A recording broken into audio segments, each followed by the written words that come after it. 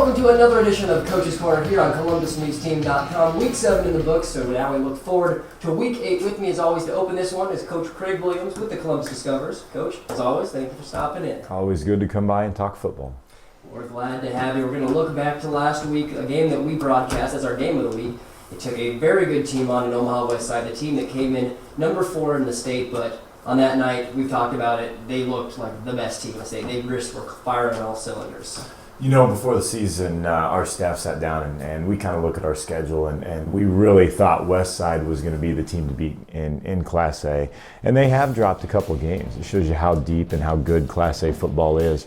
But, you know, this team on that night, it looked like they were the best team in the state, like you said. And they just have all the pieces. And, you know, here we got down 28-0 early, and you got to credit our kids a little bit because they came out.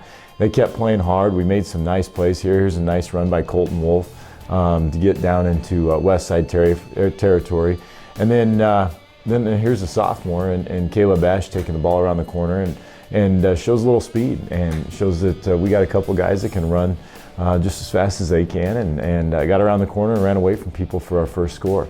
So, but you know, it was we really didn't do anything to slow West Side down offensively all night, and you know, they're a juggernaut. They can come out and do that to most of the teams they play, and unfortunately, we weren't able to do much. And right before halftime, we came out and executed our 2-minute offense.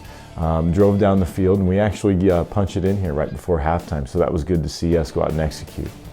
Yeah, I mean, Brabeck showing why he's a dual threat quarterback and sets up this touchdown nicely. I believe his name was Luis, or the guy who made the catch. I never called his name before. Right here, who's this guy? What's he all about? That's Juan Leon, another sophomore. So we had 2 sophomores score touchdowns in the game, and so he. It was good to see him come in and run the correct route on a bootleg play and punch it in. And you know, it just shows that we've got some guys out there, and we're mixing some guys in, and getting some different guys some experience. And you know, they're doing a good job when they do get into the football game.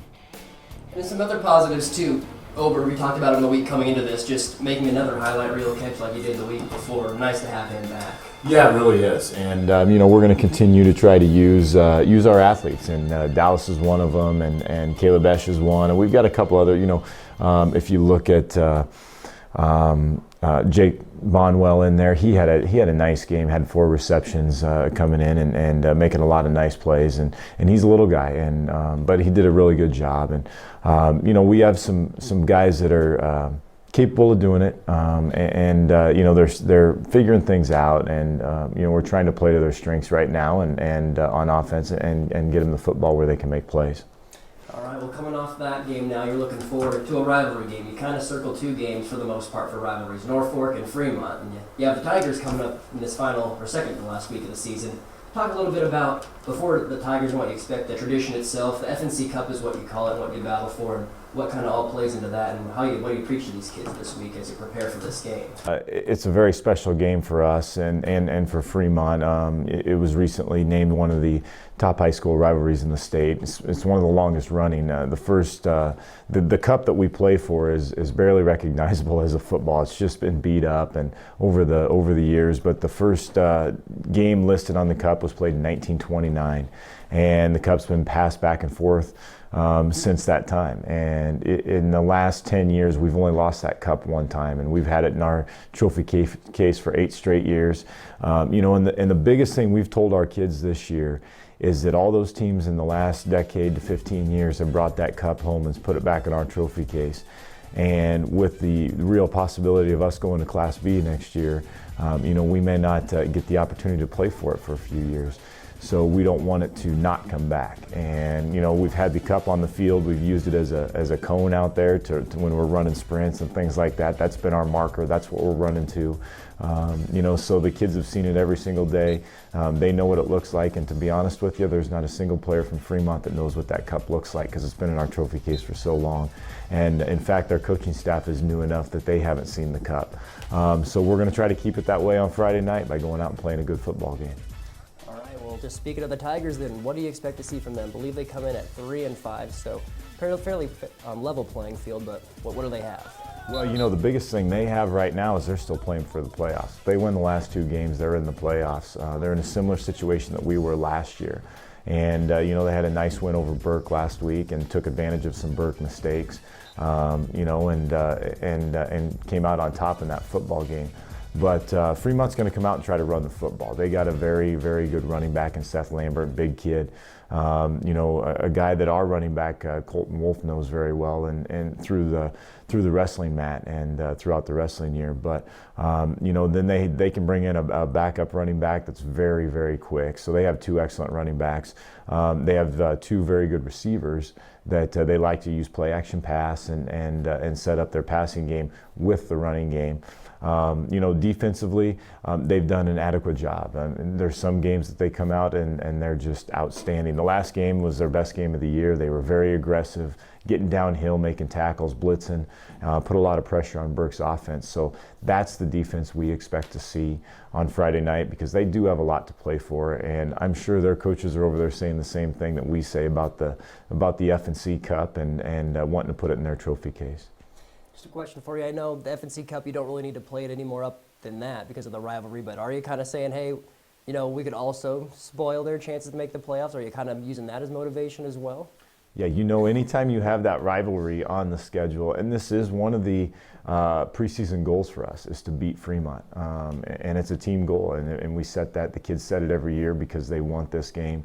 But, you know, I'm not going to say that there's any bad blood between the 2 schools, but anytime you have an opportunity to kind of mess up the season of a rival, you know, I know you certainly want to do that, and you know, I know it'll make a lot of the old-time fans out there, the guys that have been around for a long time, that have played in this game in the last, you know, 30, 40 years, you know, to make them real happy, too, to see us go out and take one from Fremont.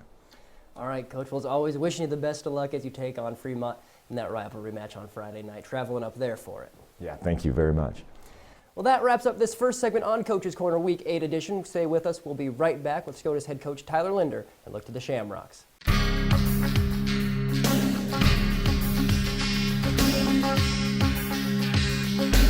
And welcome back to Coach's Corner here on ColumbusNewsTeam.com, ready for our second segment of the Week 8 edition. With me, as always, head coach Tyler Linder of the SCOTUS Shamrocks. Coach, we got the comfy chairs for you. How you feeling? Is that nice? I feel good. It's a nice upgrade. I like it.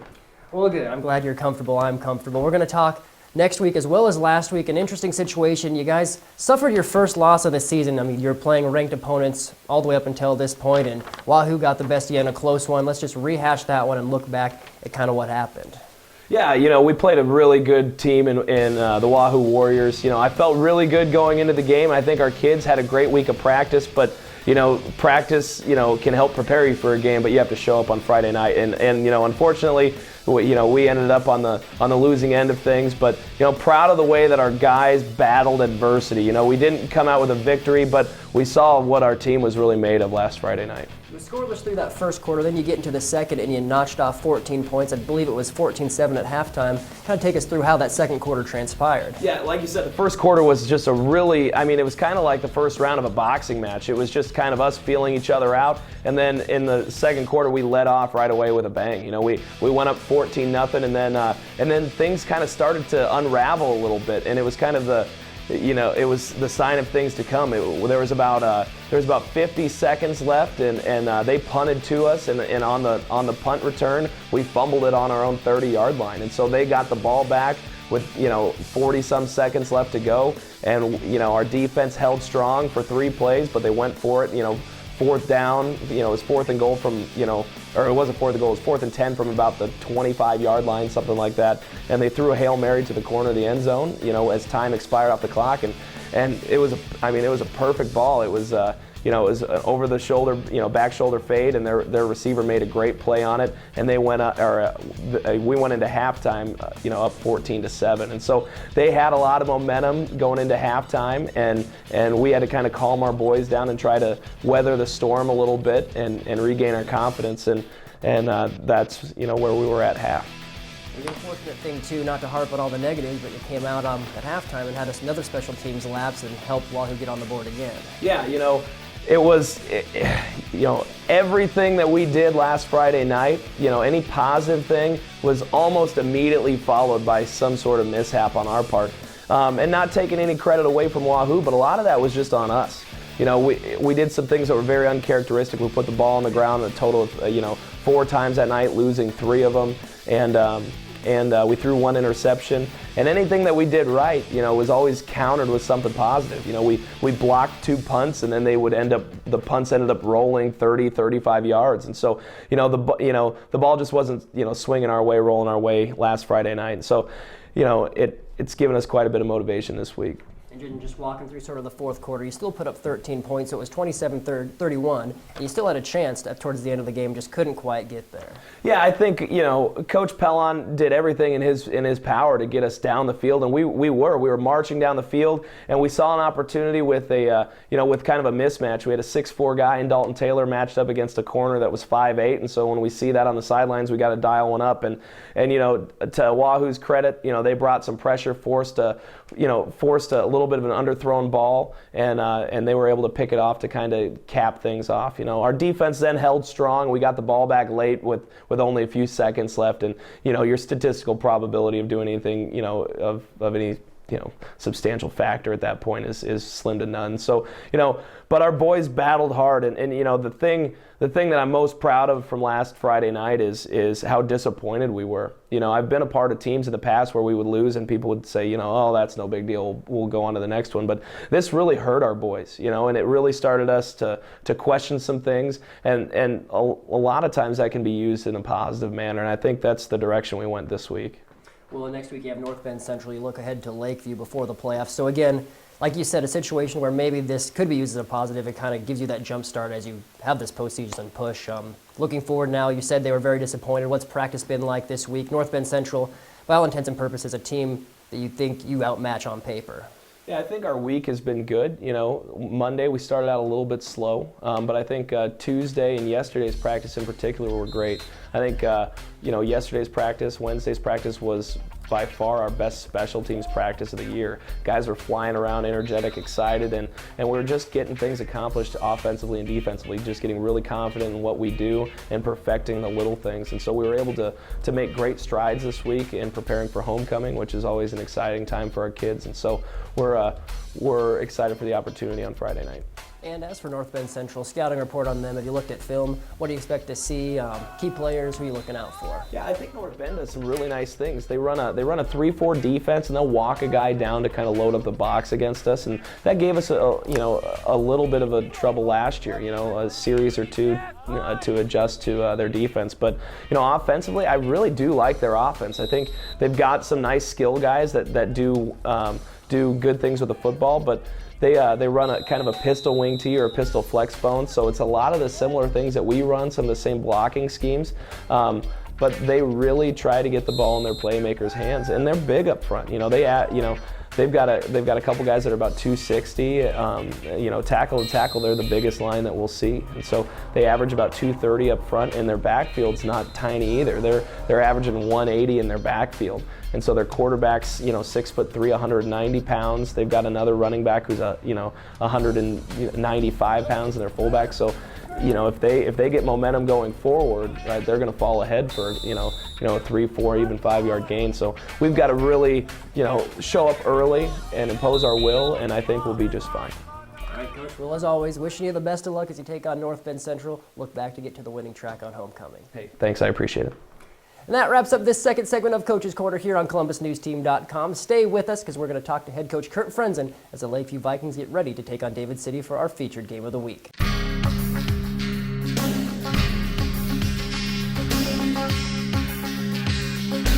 And welcome back to Coach's Corner here on ColumbusNewsTeam.com. With us for our marquee segment is Lakeview head coach Kurt Frenzen as they get ready to take on the David City Scouts for our game of the week. Kurt, thank you for stopping in. Well, we appreciate it. Getting excited to get going against David City here. It's going to be a beautiful night at Lakeview Stadium, so couldn't ask for better weather this time of year, and I know the kids are excited to get going. I'm excited to talk about that game, but before we do, like always, going to recap last game. You had a very good team. You traveled to Bishop Neumann, took them on, fell a little short because of a late kickoff, but walk us through that game. 38-20 was the score. Well, we knew that Newman would be ready to roll last week. We felt like, they would come in pretty up for this game. We felt like they were going to be dialed in. They'd had a rough game the week before. So we thought, we were going to see a team that was going to give great effort, and that was the case. They definitely got off to a quick start against us. We played decent defense at times on the first couple drives, but we just big thing is we were doing somebody else's job some of the time and not our own. So Trevor Schultz did a nice job coming down, making some tackles, making some plays, and getting us some stops. And then on offense, when we did get the ball back down 10-0, Trent Roth did a great job on a little jet play that we run, getting some space there. We took the ball right down the field, and we kind of challenged our kids to get something done, and they did that. We were able to get down the field and score on a little quarterback ISO to Dylan Johnson, our quarterback. Got to 10-6, missed the extra point. Now we need our defense to step up, and they did, and we got the offensive ball back. Trey Shanks did a nice job with an off-tackle play there. We drove the ball down and had some opportunity with field position to go for a nice deep pass play to Jack Reed. So we had the lead 12-10 in the second quarter and felt pretty excited about where we were at. And then Bishop Newman in the second half came out and really executed well, but we felt like if we could just hang in there, we could get in position to win the game, and we did. We drove the ball down the 4-yard line and couldn't get it in to start the second half. In the next possession, we got a turnover right here from Trent Roth. We got an interception, sent us up in pretty decent field position again. And then we had some yardage where he drove again, but just couldn't get it in. So 23-12 into the fourth quarter, and Jack Reed on a little screen play, got some space. We drove the ball down really patiently. Felt like, again, we were a two-possession game. And then we just had a nice power read play by Dylan Johnson there, our quarterback, and our kids were excited. 23-20. The ensuing kickoff, they returned for a touchdown. But we did have, still a two-possession game. We felt like if we could score here, it was going to go right down the wire. Unfortunate for us, we just couldn't get out of our own way. Newman was able to tack on a touchdown late to push the lead to 38-20. As a coach, the effort's there, so we're excited about that. This late in the season, they're still giving great effort. They're still trying hard. We just got to get them to dial back in and make sure that we understand that if everybody at all 11 positions do their job, we're good enough athletically that we're going to get stops. And just looking for the rest of the season, you have 2 weeks left in the regular season. All your losses coming against either ranked teams at the time or they're ranked now, so you've been through the grinder. So where does this game put you? You're sitting at 3-4 with 2 weeks to go with David City and then SCOTUS for the playoff picture. Well, we're going to need help for the playoffs, but all we can worry about is what we can control, and that starts with David City. And David City is a team that is going to run off tackle at you and try to cut the game in half. And we just need to make sure that we get some 3-and-outs. We can't let them have 12, 13, 14 play drives. And they're good enough if they get in a groove that they can make some plays and make the night hard on us. So we got to take care of business against David City, and if we can do that and get to 4-4, we're worried about what we can control, and then hopefully, like I said, some of the dominoes fall where they benefit us here in the last couple weeks. And speaking of that running game of David City, some of the key players that you guys need to key on to stop them to have a successful game, who do you need to look out for? Well, their quarterback is an outstanding football player. He does a great job directing their offense, and then they have a couple backs that are pretty good. And their O-line really do a nice job of using angles and leverage, and that's something we're going to have to play better. Sometimes during the course of the season we played pretty high. We stood up and tried to find the football instead of just getting into our guy and taking him to the football. So those are things we're going to have to do well. But, traditionally there's a blue-collar team that's going to run downhill on you. And then offensively, we're going to have to get a big play here or there. But the biggest thing is we're going to have to sustain some drives, and that was one of the things last week that we didn't do on a regular basis. And our wins and when we've been successful this year against number 3 Wahoo, it came down to a 1-point ball game. I felt like we drove the ball at different times and kept our defense off the field. Even though we only scored a couple times, I felt like that was successful for us. We're going to need to do that too. And that's the best thing for us is run the football and then hopefully get some play action pass in there. We do have some, drop back pass stuff that DJ looks comfortable in and feels comfortable in, so we're going to have to execute that as well. And again, special teams, we've got to clean that up. We can't give up a kick return. We've got to make sure we're making our extra points, and that's something that's been a bugaboo for us and doesn't hasn't been running the smoothest for us this year. We got to do a little bit better job of cleaning that up. But and that's just not on the kicker. We've had breakdowns. It's maybe the snap hasn't been there, the hold's been off, or it's in a combination of all three: the snap, the hold, and the kick. So we've had a couple protection breakdowns as well. So.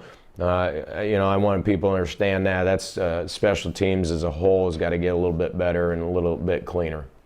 All right, Coach. Well, as always, we're wishing you the best of luck. We're looking forward to broadcasting this one. So here's to another Lakeview win. We appreciate it. And again, I think our kids are giving great effort for this time of the year. It was good for them to come out and attack the week this week. Their playoffs hopes are still alive, albeit, like I said, we're going to need help, but to have them focus on what they can control is a key, and I think they've done that this week, and that should pay dividends for us on Friday night as long as we carry that through the game. But again, David City's going to give us all we want, so better be ready to play. All right, the Lakeview Vikings hosting David City Scouts on Friday. Going to be seen here on ColumbusNewsTeam.com. You can watch it live as the Vikings hope to keep their playoff hopes alive. I'm Brandon Axbett, he's Kurt Frenzen, and that wraps up this Week 8 edition of Coach's Corner here on ColumbusNewsTeam.com.